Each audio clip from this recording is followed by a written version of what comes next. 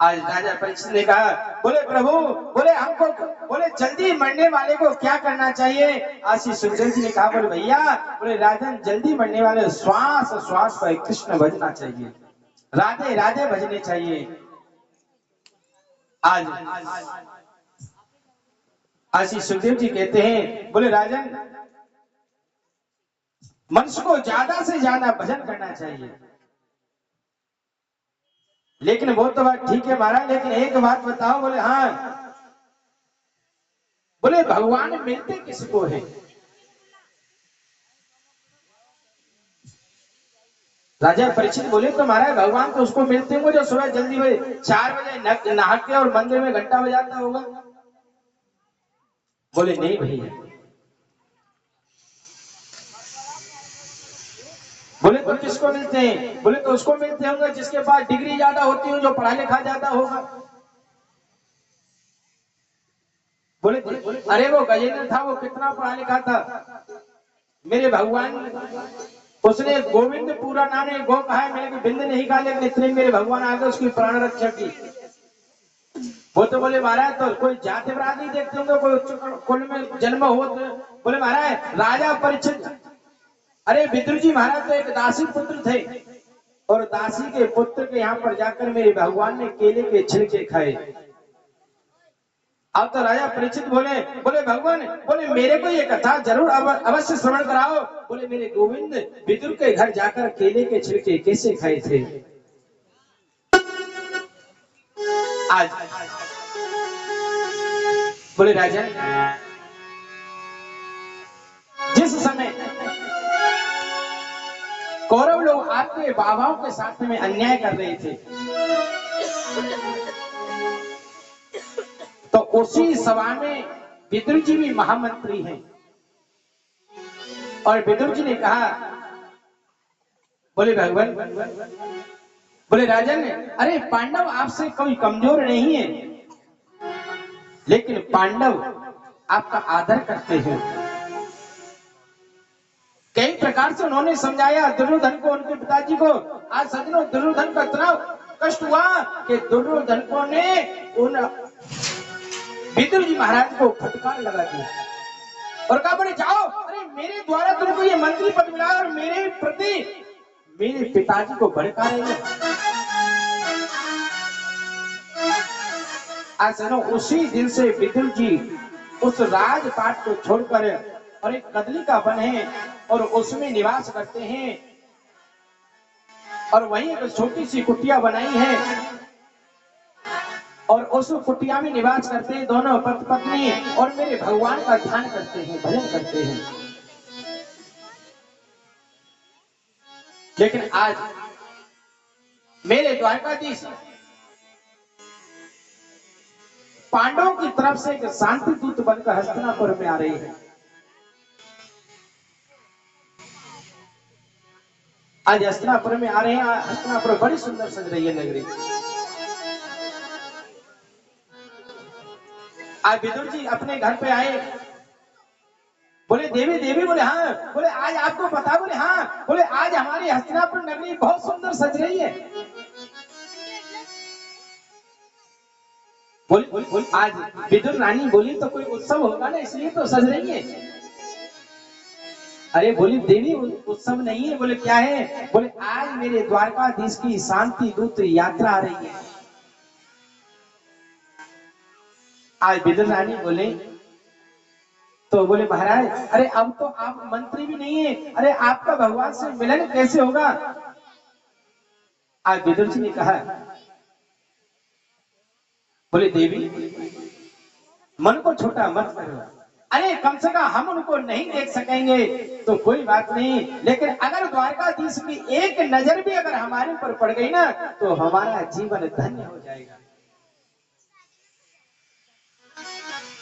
आज दुर्योधन ने सज्जनों कपटपूर्ण बड़ी सुंदर नगरी को सजवाया है, जगह जगह स्वागत करता लगाए हैं, तोरण द्वार बनवाए हैं। आज सज्जनों जैसे राज्यसभा में बड़ी भीड़ लगी है और बड़ी उसी भीड़ में मेरे विदुर जी महाराज अपने एक दीवार के किनारे खड़े हैं और देख रहे नजारा।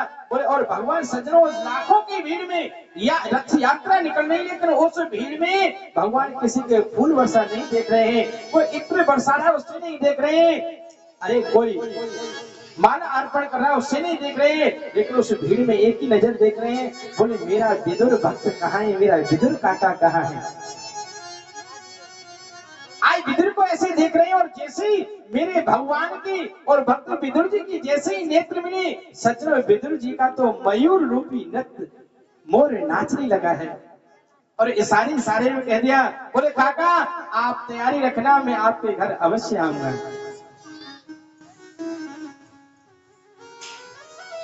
आज मेरे भगवान दुर्योधन के महल में प्रवेश किए हैं। दुर्योधन ने बड़ा ही स्वागत किया है। आज स्वागत करने के बाद में ऐसी बात चली, बोले प्रभु आप किसके कारण आए हो, क्या कारण आने का कारण है वो बताओ। आज भगवान बोले दुर्योधन, बोले पांडव है वो आपके चाचा के लड़के हैं। बोले हाँ जी। बोले तो आपके भाई हुए ना। बोले हाँ जी। तो भाई नेम तो यह है कि अगर भाई हैं तो आधे धन के भी अधिकारी वही हैं, लेकिन दुर्योधन आपसे ये नहीं कहूंगा कि आप आधा धन दो उनको, आधा राज्य दो, नहीं, सिर्फ मैं आपसे ये कहूंगा कि आप 5 गांव दे दो, तो मैं 5 गांव से उन पांडवों को प्रसन्न करने की कोई कारण, कोई योजना बनाऊंगा, उनको संतुष्ट करूंगा। लेकिन सज्जनों दुर्योधन एकदम अड़कर खड़ा हो गया। बोले केशव बिना युद्ध के तो मैं एक सुई के बराबर भी राज नहीं दे सकता हूँ। मेरे भगवान ने बहुत समझाया। बोले दुर्योधन युद्ध होगा तो कई परिवार अनाथ हो जाएंगे, कई माताएं विधवा हो जाएंगी, कई बच्चे अपने पिता के बिना हो जाएंगे, बड़ा कष्ट होगा। लेकिन दुर्योधन नहीं माना। आज ऐसी बात हो रही थी, धृतराष्ट्र ने दुर्योधन का हाथ मसक दिया, नहीं पागल अपने दरवाजे पे आके ऐसी बात करता है। आज दुर्योधन ने बात को पलट दिया है। बोले चलो ये तो बात में हो जाएंगी। बोले प्रभु आप ऐसा करो, बोले मेरी माँ गांधारी ने आपके लिए 56 प्रकार के व्यंजन बनाए हैं, आप एक बार उनका प्रसाद पा लो।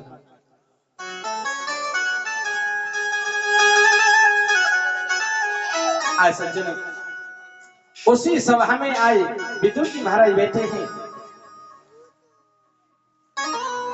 आज मेरे भगवान बोले दुर्योधन भोजन सिर्फ 2 ही अवस्था में किया जाता है।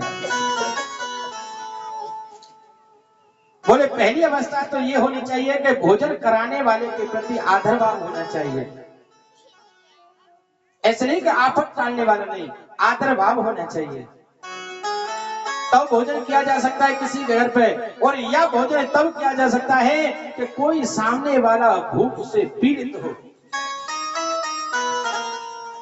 तो बोले दुर्योधन और आज न तो मैं पीड़ित हूं भूख से और आपके घर तो आज मैं भोजन कर ही नहीं सकता हूं। बोले क्यों? बोले मेरे विदुर काका के यहाँ आज मेरा निमंत्रण है।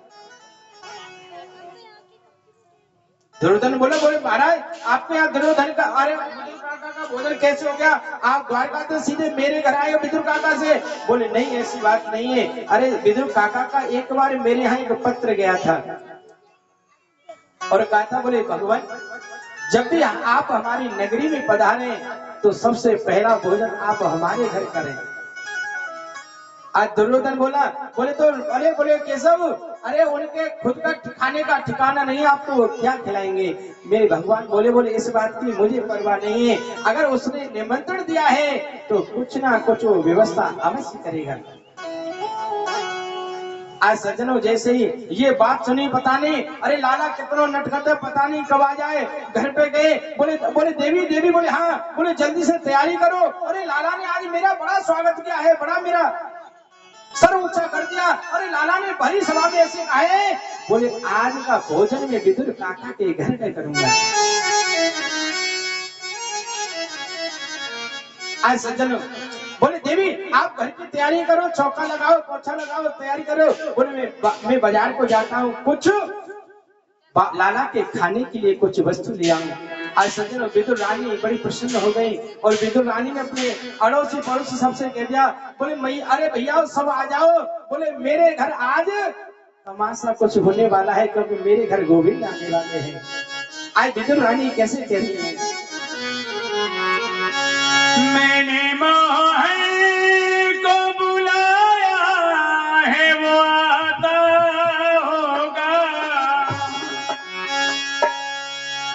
मैंने मोहन को बुलाया है वो आता होगा। भैया आप कौन कौन बुलाना चाहते हो गोविंद के अपने अपने घर? ऐसे नहीं आएंगे, देखो आनंद तो जब ही आएगा जब आप वो बुलाओगे, और हम तो बुला रहे हैं आप ऐसे थोड़ी गोविंद आएंगे। गोविंद के रिझाने के लिए तो कुछ राधे राधे। और कैसे विदुर रानी कह रही है ऐसे, अरे तुम भी आना, तुम भी आना, तुम भी आना मेरे घर आज तमाशा होगा, तुम भी आना मेरे घर आज तमाशा होगा, तुम भी आना और तुम भी आना, आना आना तुम भी आना मेरे घर आज तमाशा होगा, वो तुम भी आना मेरे घर आज तमाशा होगा। मैंने मोहन को बुलाया है वो आता होगा, मोहन को बुलाया है वो आता होगा,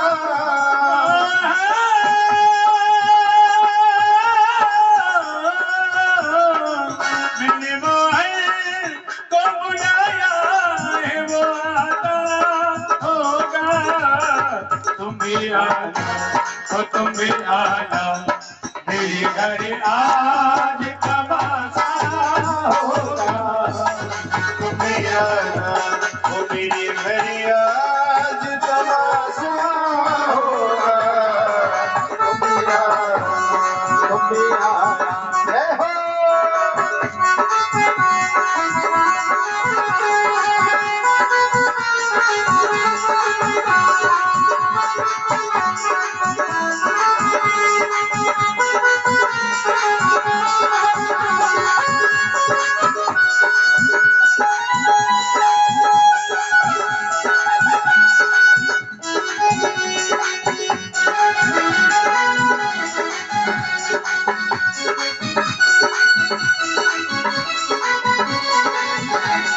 तुम भी आना, तुम भी आना मेरे घर आज तमाशा होगा, वो तुम भी आना मेरे घर आज तमाशा होगा, मेरे मोहन का बुलाया है वो आता होगा, वो मैंने मोहन को बुलाया है वो आता होगा,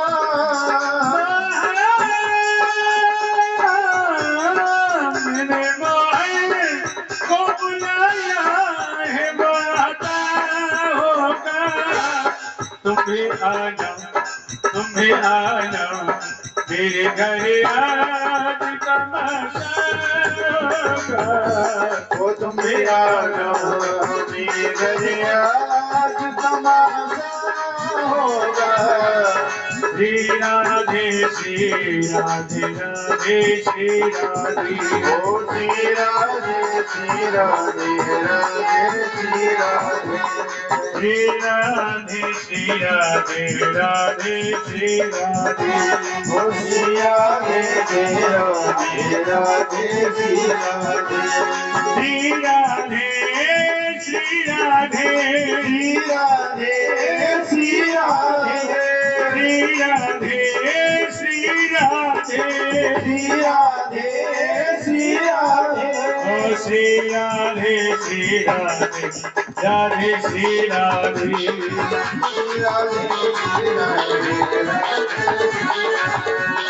मेरा है का बुलाया है वो आता होगा मैंने मोहन को बुलाया है वो आता होगा मेरे मोहन का बुलाया है वो आता होगा तुम भी आना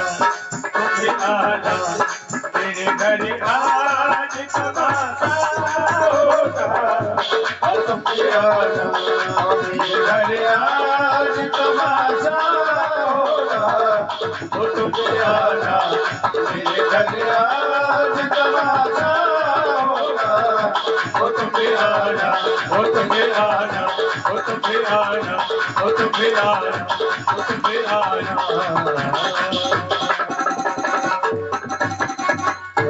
बोले श्री भक्त वैश्य भगवान की जय बोले श्री बांकी बिहारी लाल की जय आज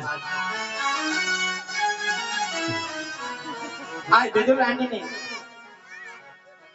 अपने घर में कुटिया में सुंदर सा चौका लगाया है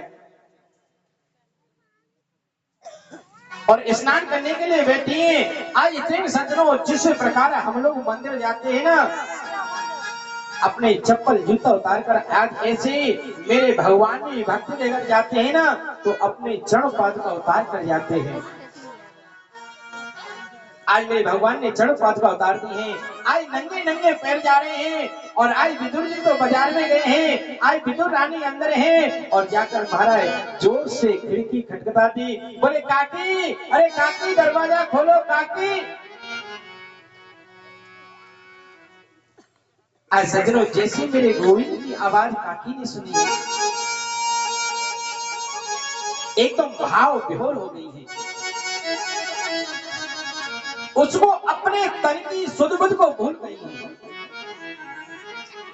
और वो स्नान कर रही थी। उन्हें ये भी ध्यान नहीं रहा कि मैं स्नान कर रही हूं। और सज्जनों गोविंद के आने की खुशी में ऐसी पागल हो गई कि जिस अवस्था में थी उसी अवस्था में दौड़ी चली आई और कुंडी खोल दी है। और जैसे कुंडी खोली है आज सज्जनों मेरे भगवान के मुख की तरफ देख रही है और न तो कुछ कह रही है न सुनो, सिर्फ एक ही है कि सिर्फ देखी जा रही है। आज भगवान बोले काकी क्या कारण है? बोले देखी देखी नहीं है, कुछ कहनी नहीं। मेरे भगवान ने सोचा बोले ये तो भाव विहल हो गई है, पागल हो गई है। मेरे आने की खुशी इनको ये भी पता नहीं है कि मैं जो स्नान करी मेरे वस्त्र गीले हैं। आज मेरे भगवान ने अपनी पीतांबरी लेके और विदुर रानी के शरीर के ऊपर ढक दी है। 2 मिनट हुए, 10 मिनट हुए, अब तो भगवान बोले काकी, बोले काकी नहीं सुनी तो तीसरी बार में बड़ी जोर से झकझोरने लगा। बोले काकी, बोले जब नींद छूटी बोले हाँ। बोले अरे लाला, अरे गोविंद, बोले यहाँ द्वार पे तो विदा कर देगी, वापस कर देगी, भीतर बुलावेगी। आज जैसे बोले नहीं, अरे आओ आओ भीतर आओ। आज सजनो जैसे भगवान को भीतर ले गई आज पागल हो रही विदुर रानी। बोले लाला ये जगह तुम्हारे लिए अच्छी नहीं है, यहाँ मत बैठो, यहाँ बैठो। बोले लाला ये अच्छी नहीं, यहाँ नहीं बैठो, यहाँ बैठो। ऐसे कर करके महाराज पूरी कुटिया में घुमा दिया है और अंत में भगवान को कहाँ बिठाना है? जाकर भीतर कोने में आज वहां बिठाला है। बोले काकी बड़ी जोर से भूख लग रही है, कुछ खाने की व्यवस्था हो तो कुछ खिला दे। बोले लाला नहीं करो, रुक जा, जब तेरे काका है ना वो वन में वहां बाजार में गए तेरे लिए खाने के लिए माखन मिश्री पेड़ा सब कुछ लेके आएंगे। हरियाजी हरियाई विधुरी घर पावना, आज हरियाई विधुरी घर पावना, आज हरियाई विधुरी घर पावना, आज हरियाई।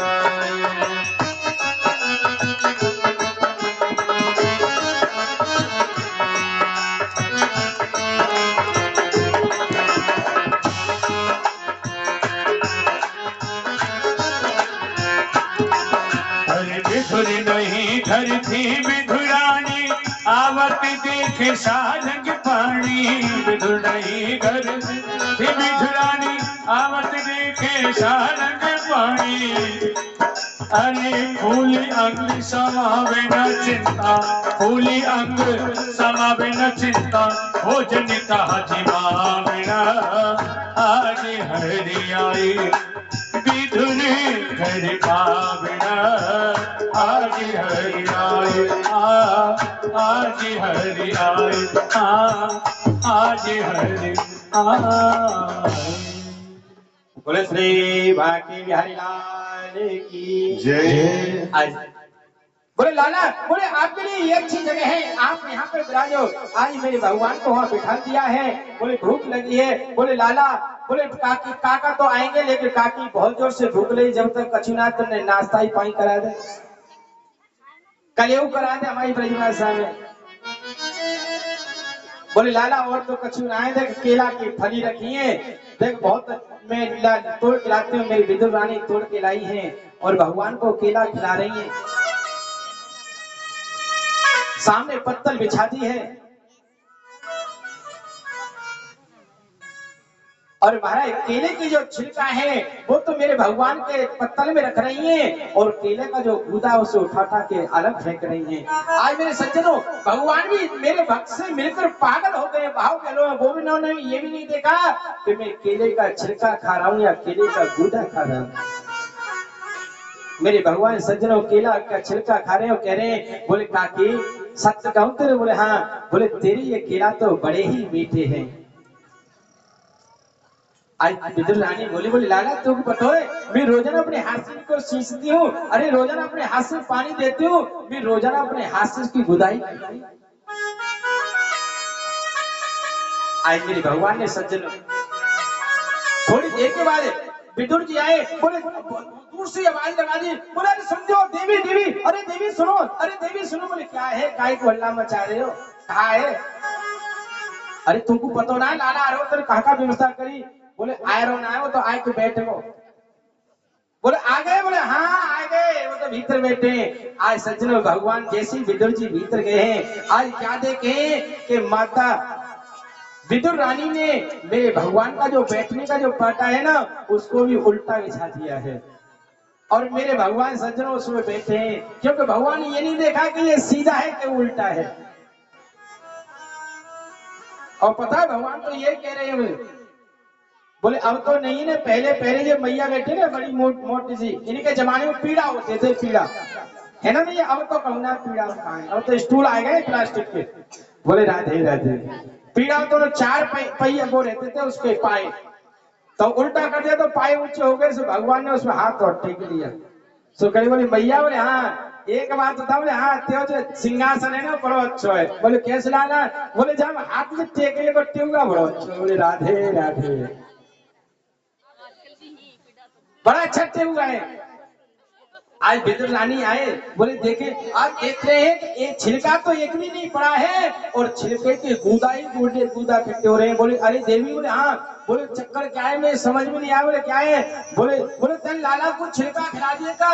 बोले भैया, बोले भगवान मेरे को तो कुछ पता नहीं है, मैं तो रखती रही और भगवान खाते रहे, न तो भगवान ने कुछ कहा न मैंने कुछ कहा।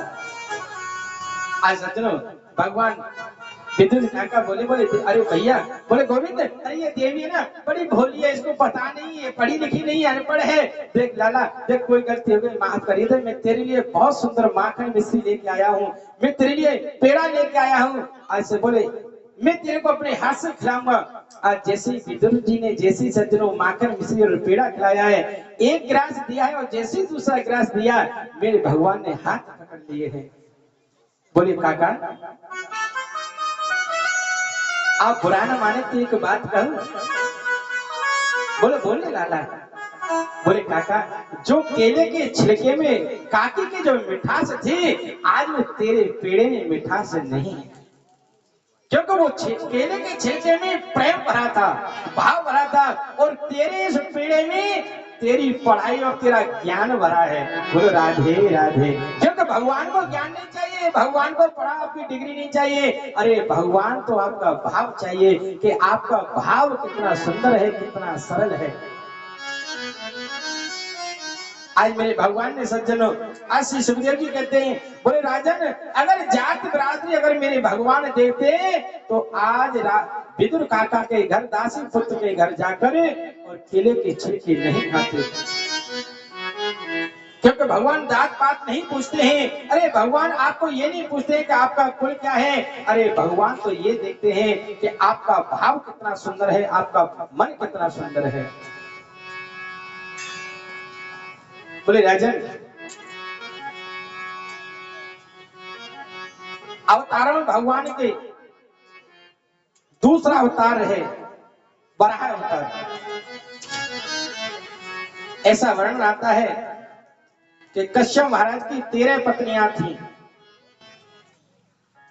और बड़ी पत्नी दिति है, और जितनी सखियां हैं उनकी सभी बहनों के संतान हैं, लेकिन दिति महारानी के कोई पुत्र नहीं है।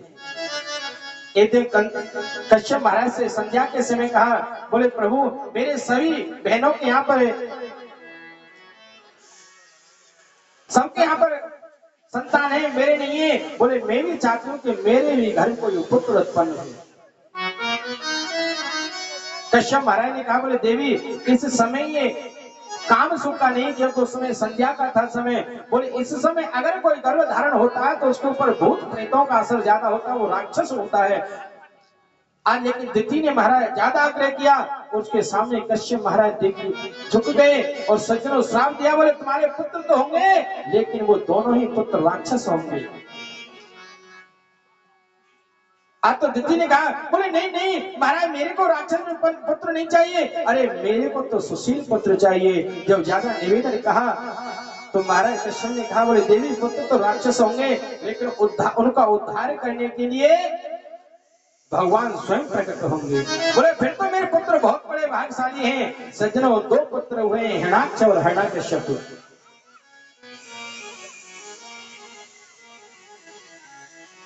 जब सज्जनों हिरण्याकश्यप मेरे 12 भगवान ने उनका उद्धार किया,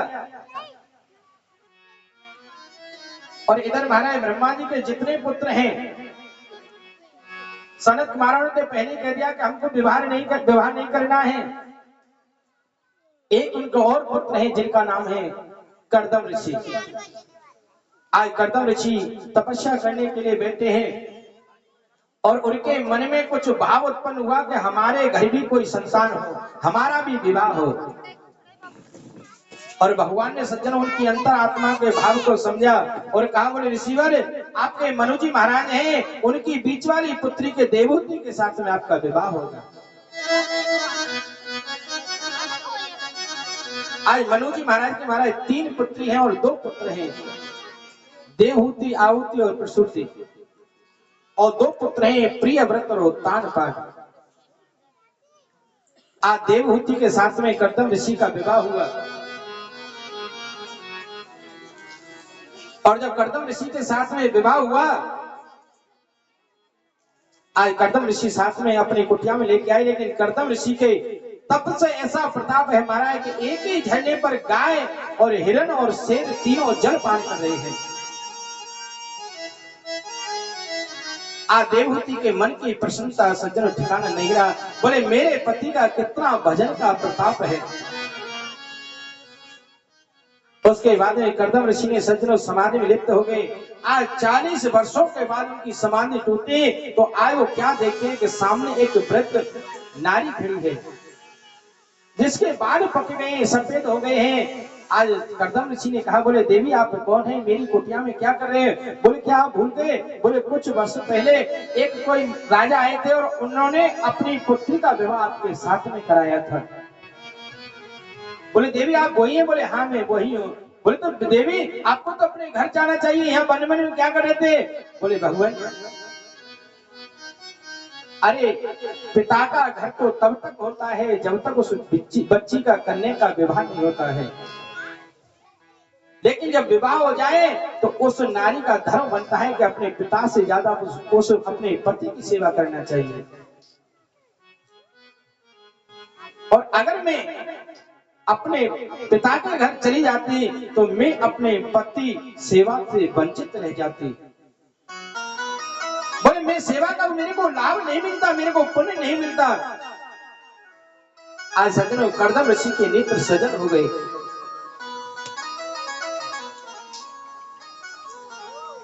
बोले राम राम। आज सज्जनों कर्दम ऋषि ने कहा, बोले देवी आप अपने नेत्रों को बंद कीजिए। आज जैसे ही नेत्र बंद किए हैं, आज सामने बहुत सुंदर सा सरोवर है, उसमें सुंदर सुंदर पुष्प खिल रहे हैं और वहां पर एक बहुत सुंदर महल खड़ा है। और उसमें सज्जनों जैसे ही कर्दम ऋषि ने और देवहूति ने स्नान किया, डुबकी लगाई, तो सज्जनों देवहूति हो गई 16 वर्ष की और कर्दम ऋषि हो गए 20 वर्ष के। सज्जनों उन्होंने गृहस्थ जीवन अपनाया। लेकिन आज कर्दम ऋषि ने प्रतिज्ञा की थी कि मेरे एक संतान हो जाइए, पुत्र हो जाएगा, उसी समय मैं गृहस्थ को छोड़ दूंगा। लेकिन आज मेरे कर्दम ऋषि के यहाँ महाराज 9 कन्याओं का जन्म हुआ और 10वें संतान के रूप में कपिल देव भगवान स्वयं प्रकट हो गए। बोले श्री कपिल देव भगवान की। आज जैसे कपिल देव भगवान प्रकट हुए, आज कपिल देव और माता देवहूति का बड़ा ही सत्संग हुआ और अंत में महाराज ऐसा सत्संग हुआ कि माता देवहूति का शरीर है ना, वो महाराज एक नदी बनकर रहने लगे। आज देवहूति का वंश आगे नहीं चला सज्जनों। और मनु महाराज के 2 पुत्र हैं, एक प्रियव्रत और उत्तानपाद। सज्जनों प्रियव्रत किसे कहते हैं? जैसे हम लोग व्रत करते हैं, कोई सोमवार का व्रत करता है, कोई मंगलवार का व्रत करता है, कोई गुरुवार का व्रत करता है। ये सज्जनों भूखा रहने का नाम कोई व्रत नहीं होता है। अरे व्रत तो वो है कि हमने जीवन में एक सुंदर प्रतिज्ञा की है कि हमारे अंदर कोई अवगुण है और उस अवगुण को हमने आज से ही त्याग दिया, तो समझना कि हमने सबसे बड़ा व्रत किया है। एक अभी हमसे करीब करीब 15-20 दिन पहले एक सज्जन मिले थे।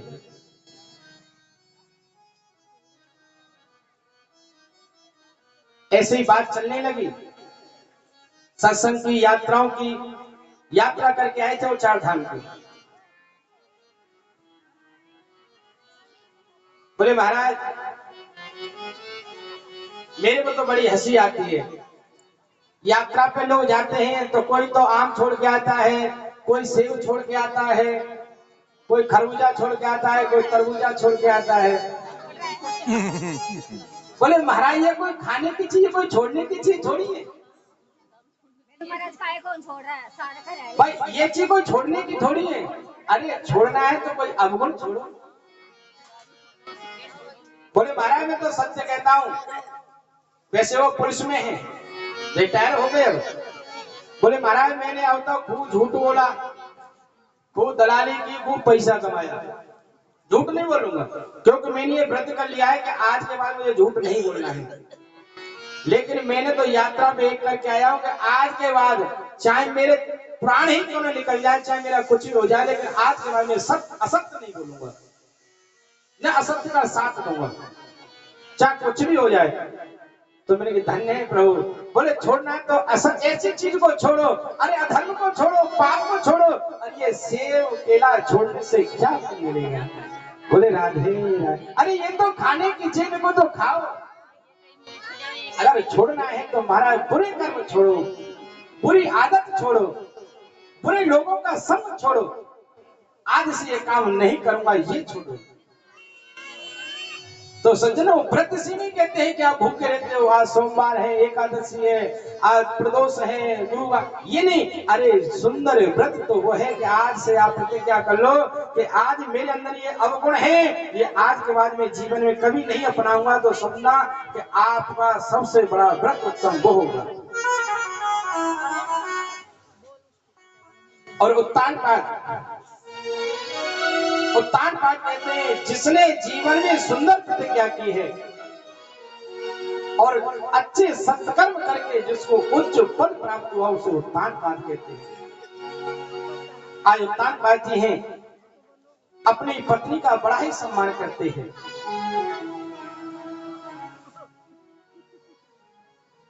और ये शास्त्रों का नियम है साहब,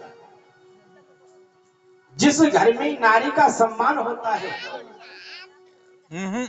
उस घर में आनंद ही आनंद हमेशा बरसते हैं। लेकिन नारी का भी कर्तव्य बनता है, ये नहीं कि श्रीमान जी सम्मान करते रहे और नारी जय श्री राम करते हुए राधे राधे।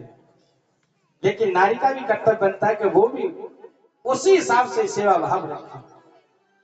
आज ऐसे उत्तान पाद जी है ना, क्योंकि सज्जनों घर को घर नहीं कहते, ईंट पत्थर के बने हुए मकान को मकान नहीं कहते। अरे इसमें विदेशी पत्थर लगाने वाले को मकान नहीं कहते। अरे वास्तविक मकान तो वो होता है जिस घर में सुंदर कुल वाली, सुंदर आचरण वाली सुशील नारियां निवास करती हैं। अगर कोई आ जाए उसको हंस के स्वागत करें, प्रेम से रहें, देवरानी जेठानी प्रेम से रहें, सास बहू प्रेम से रहें,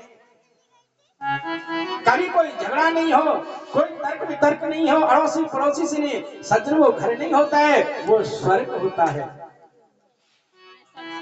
क्योंकि जहां टकरार होती है ना वहां महाराज फिर फूट होती है। कहते हैं ना, एक भाव है मुझे याद आ गया कि लूट में फूट भई और ना जानो तो करके देखो। अरे लूट में फूट भई ना जाने तो करके देखो। लूट में फूट भई ना जानो तो करके लूट में फूट भई ना जाने तो करके देखो।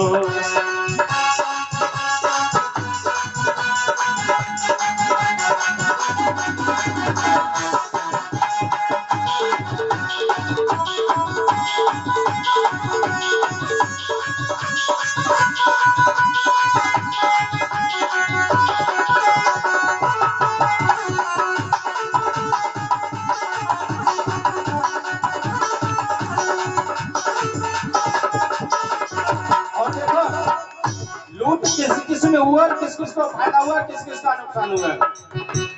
लूट भाई देखो कुनवा खानदान में, लूट भाई देखो कुनवा खानदान में, लूट भाई देखो कुनवा खानदान में, लूट भाई देखो कुनवा खानदान में। कौन कौन में? कौरव और पांडव में, है ना। लूट भाई देखो कुनवा खानदान में, लूट भाई देखो कुनवा खानदान में। सबकी सब ही मरे ना जानो तो करके देखो। सबकी सभी मरे ना जाने तो करके देखो। लूट में फूट भई ना जानो तो करके देखो। लूट में फूट भई ना जाने तो करके देखो।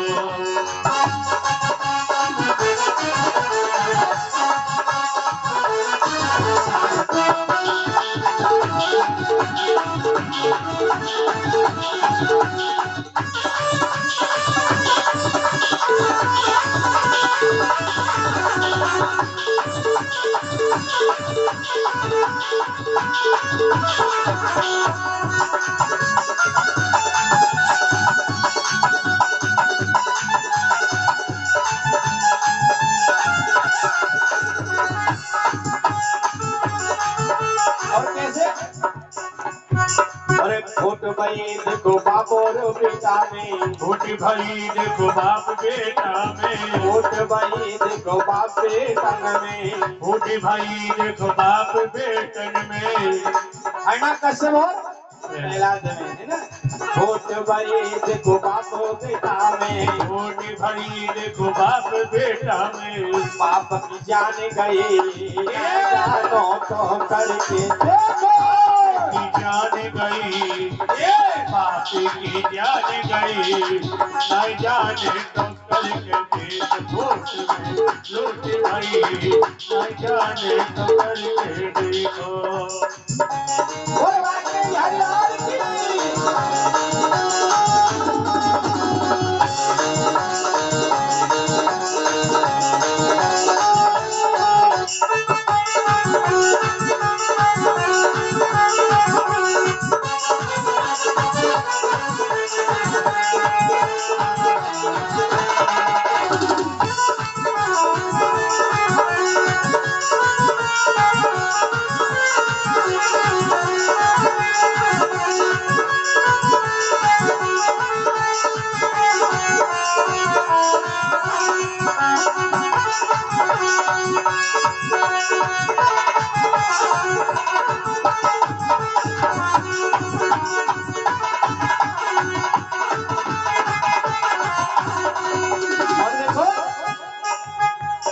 फूट भाई देखो भाई भाई में फूट भाई देखो भाई भाई में फूट भाई देखो भाई भाई में अरे फूट भाई देखो भाई भाई में कौन में पानी और में फूट भाई देखो भाई भाई में फूट भाई देखो भाई भाई में फूट भाई देखो भाई भाई में फूट भाई देखो भाई भाई में भाई की जान गई भाई जान की जान गई न जाने तो करके देखो फूट में लूट भाई न जाने तो करके देखो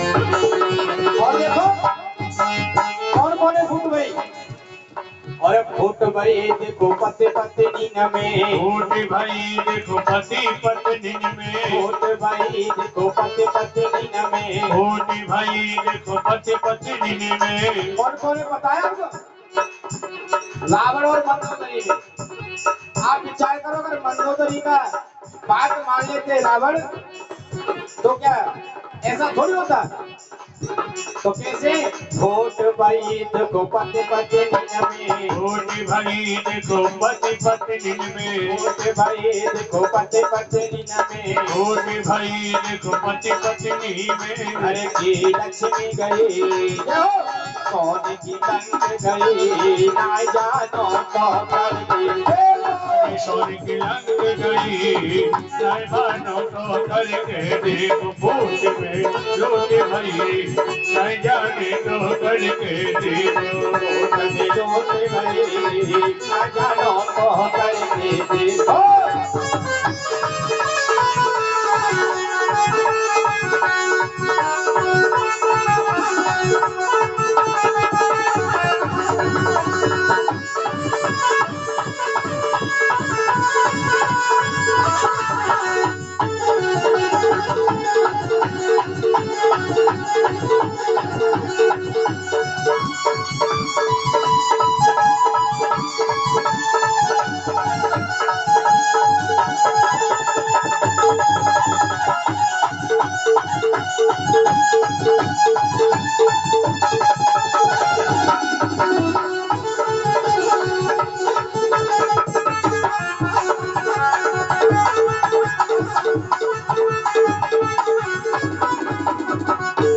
बोले श्री वाकी बिहारी लाल की जय। देखो फूट में लूट इसलिए कभी भी अपने घर में फूट मत करना क्योंकि जहां फूट हो गई मां समझ लो लूट हो गई कभी फूट मत करना झुक जाना लेकिन फूट मत करना आज ऐसे ही उत्तान पाजी महाराज उनकी दो पत्नी हैं सुरुचि और सुनीति आज उत्तान पाजी महाराज अपनी पत्नी का बड़ा ही स्वागत करते हैं सम्मान करते हैं और हर घर में नारी का सम्मान होना ही चाहिए और जिस घर में नारी का सम्मान होता है उस घर में सज्जनों आनंद ही आनंद बरसते हैं। लक्ष्मी जी उस घर से कहीं नहीं जाती है जिस घर में नारी का सम्मान होता है।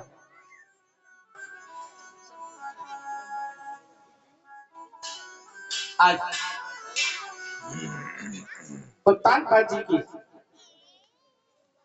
पत्नी गर्भवती हो गई है और उन्हीं के यहाँ द्रौपदी का प्रादुर्भाव हुआ है।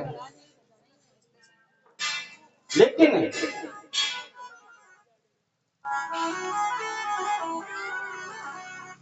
आज उत्तानपाद जी द्रौपदी है छोटे से, और आज उनकी एक छोटी माँ है सुरुचि। आज सज्जन आज सुनीति का एक नेम है, कहीं भी सत्संग में जाती है, भागवत सुनने के लिए जाती है, अगर घर में कोई संत ब्राह्मण आते हैं तो सबसे पहले कहते हैं बोले बेटा इनको प्रणाम करो।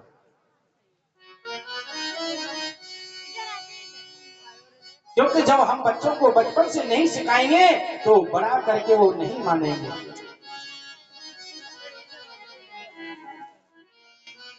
आज ऐसी सुनीति के यहाँ कुछ संत आए, संतों की बड़ी सेवा की। आज सेवा करने के बाद ये हुआ कि महाराज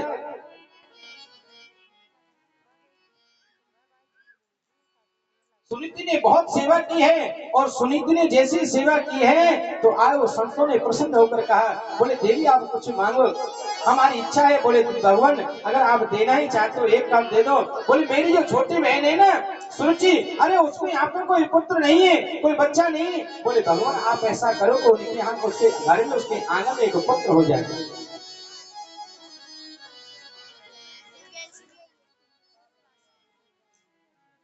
आज सज्जनों उन संतों के नेत्र सजल हो गए और बोलने लगे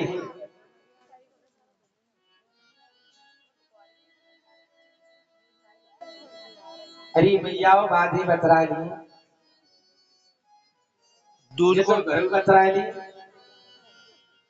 अब तो कथा सुन ली राधे राधे। आज बोले भगवान मेरी छोटी जो बहन है ना सुरुचि उसके कोई पुत्र नहीं है, आप उसके लिए पुत्र बोले आज नेत्रों के संतों के नेत्र सजल हो गए। बोले धन्य देवी, अरे जिस नारी के कारण तेरे को वनवास प्राप्त हुआ, घर से बाहर निकाला है, लेकिन आज तुम उसी के मंगल की कामना करते हो। बोले बेटी तुमने कहा है तो उसके अवश्य पुत्र होगा, लेकिन तुम्हारा पुत्र बहुत बड़ा संत होगा, वृद्ध होगा, भगवान का भक्त होगा। आज सज्जनों सुरुचि के गर्भ से उत्तम ने जन्म लिया है। आज उत्तानपाद जी अपने गोद में लेकर उस उत्तम को खिला रहे थे और वहीं पर द्रौपदी खेल रहे थे। आज द्रौपदी की इच्छा हुई कि मैं भी पिताजी की गोद में बैठूं, और आज जैसे ही गोद में बैठने के लिए हुए, और आप जानते हो बाप का कर्तव्य होता है कि जो कोई बेटा होता है तो गोद में आता है तो वो भी हाथ बढ़ाते हैं। जैसे उत्तानपाद ने हाथ बढ़ाए, आज सुरुचि बोले डांट दिया राजा को, अरे अरे। आज द्रौपदी को बड़ी जोर से डांटा है, बोले अरे तू इनकी गोद में बैठ रहा है, अरे इस गद्दी पे तू बैठने का अधिकारी नहीं है, अरे तुझे इस गद्दी पे बैठने का अधिकारी नहीं है। बोले द्रौपदी बोले क्यों माँ, क्या ये मेरे पिता नहीं है? बोले ये तेरे पिता तो है लेकिन मैं तेरी माँ नहीं हूँ। बोले मैं तेरी माँ नहीं हूँ। बोले अगर इस गद्दी पर तेरे को बैठने का इतना ही भाव है, इतना ही तेरी लालसा है मन में, तो पहले वन में जा भगवान को प्रसन्न कर, भगवान का तप कर, जप कर, और जब भगवान प्रसन्न हो जाए तो उस समय भगवान से एक ही वरदान मांगना कि मेरे को छोटी माँ के घर में प्रवेश कर देना और उसके घर से जन्म लो, तो फिर उस गद्दी पर विराजमान होना। आज सज्जनों छोटे से नन्हे से धर्म को बड़ा ही दुख हुआ। आज माता सुनीति के गोद में आकर पछाड़ खा के गिर पड़े हैं। बोली माँ तुम्हारे में नहीं है, छोटी माँ में है, जो उस माँ ने आपका अपमान किया है।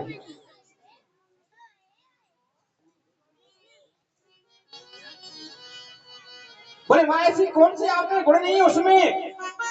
बोले बेटा अरे तुम तो महापुरुष हो, अरे तुम तो संत हो, अरे तुमको तो भगवान के भजन के लिए उन्होंने कहा बेटा आज नहीं अभी, अरे कल नहीं तू आज जा, आज नहीं तू अभी जा। बोले बेटा जब तक तू वन में नहीं जाएगा जब तक तेरे को भगवान की प्राप्ति। बोले माँ तू कह रही है? बोले हाँ मैं कह रही हूँ। आज सज्जनों ध्रुव जी भरत में जा रहे हैं। आज माता सुनीति अपने नन्हे से ध्रुव को वन में भेज रही है। और कैसे भेज रही है? बेटा तू जा संग में दुआ हमारी है। बेटा तू जा संग में दुआ हमारी है।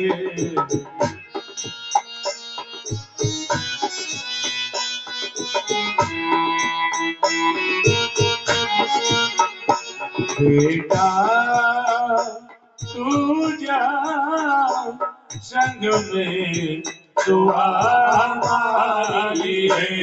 बेटा तू जा संग में दुआ हमारी है। बेटा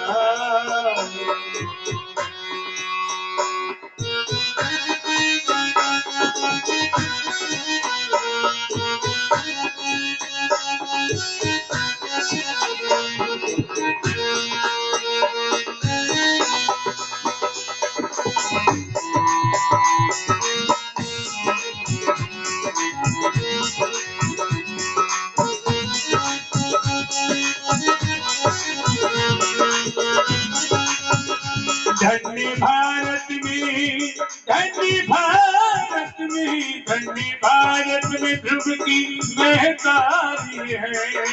भारत में ध्रुव की महतारी है। अरे धन्य भारत में ध्रुव की महतारी है।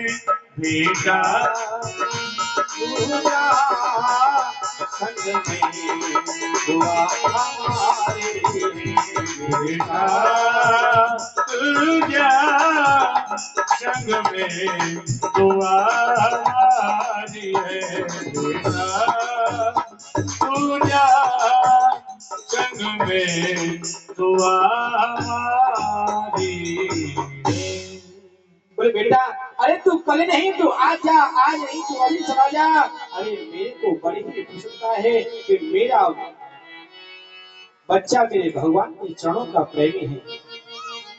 आज ध्रुव जी गए हैं, 6 महीने का भगवान का भजन किया और 6 महीने भगवान को प्राप्त कर लिया है। उसके बाद में आए और राजा उत्तान पाद को पता चला है कि मेरे नन्हे से ध्रुव ने भगवान को प्राप्त कर लिया है। आज सज्जनों उत्तान पाद गए हैं, हाथी घोड़ा लेके गए हैं। लेकिन सज्जनों आज ध्रुव जी ने कहा, बोले भैया, बोले पिताजी अब इस हाथी घोड़े पर बैठने की इच्छा नहीं है। आज जैसे ध्रुव जी आए हैं सबसे पहले अपनी छोटी माता के चरणों में प्रणाम किया है। बोले माँ अगर आप आज मेरे से कटु वचन नहीं बोलती तो आज मेरे को भगवान की प्राप्ति नहीं होती। उसके बाद में अपने पिताजी को चरणों में वंदन किया है। कहा है, बोले पिताजी अगर आपका वात्सल्य भाव, अगर आपका प्रेम छोटी माँ से ज्यादा नहीं होता तो भला कौन बाप है कि अपने छोटे से बेटे को जंगल में भेजेगा। उसके बाद में अपनी माँ के चरणों में लेट कर बार बार वंदन कर रहे हैं। बोले धन्य माँ जो कि आज आपने मेरे को भगवान की प्राप्ति करा दी। अरे जिस भगवान को पाने के लिए हमारी उम्र निकल जाती है लेकिन भगवान को प्राप्ति नहीं होती है, लेकिन आपके आशीर्वाद से आज मैंने भगवान को पा लिया है। आज ध्रुव जी ने अनेक वर्षों तक राज्य किया है। उसके बाद में प्रिय व्रत हैं। प्रिय व्रत के वंश में ही आगे चल के ऋषभदेव जी हुए। आज ऋषभदेव जी महाराज पृथ्वी के सम्राट हैं लेकिन उनके मन में नेक भी कोई विकार नहीं और भगवान के भक्ति में हमेशा लीन रहते हैं।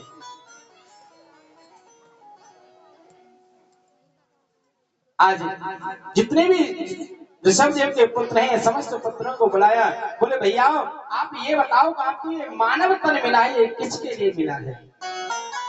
सबने कहा बोले महाराज हम तो राजा हैं, अरे रात को सोते हैं सुबह जगते हैं, बाल भोग इत्यादि करते हैं, स्नान इत्यादि करते हैं, उसके बाद स्कूल जाते हैं, स्कूल के बाद आकर खेलते हैं, फिर रात का भोजन करते हैं, प्यारी करते हैं, फिर सो जाते हैं, फिर सुबह वही चालू हो जाता है। बोले बेटा नहीं, बोलिए हमको मानस तन मिला है, इस मानस तन से हमको ज्यादा से ज्यादा सत्कर्म करना चाहिए। क्योंकि बेटा अगर हमने जवानी में भजन नहीं किया तो फिर बुढ़ापे में भजन हमसे होने वाला नहीं है। इसलिए कह रहे हैं ऋषिदेव बोले भैया अरे बुढ़ापे में भजन क्या करोगे, अरे भजन की आदत तो जवानी में ही डाल लो। आज ऐसे ऋषिदेव सज्जनों 89 पुत्र तो उनके उसी समय वन में चले गए।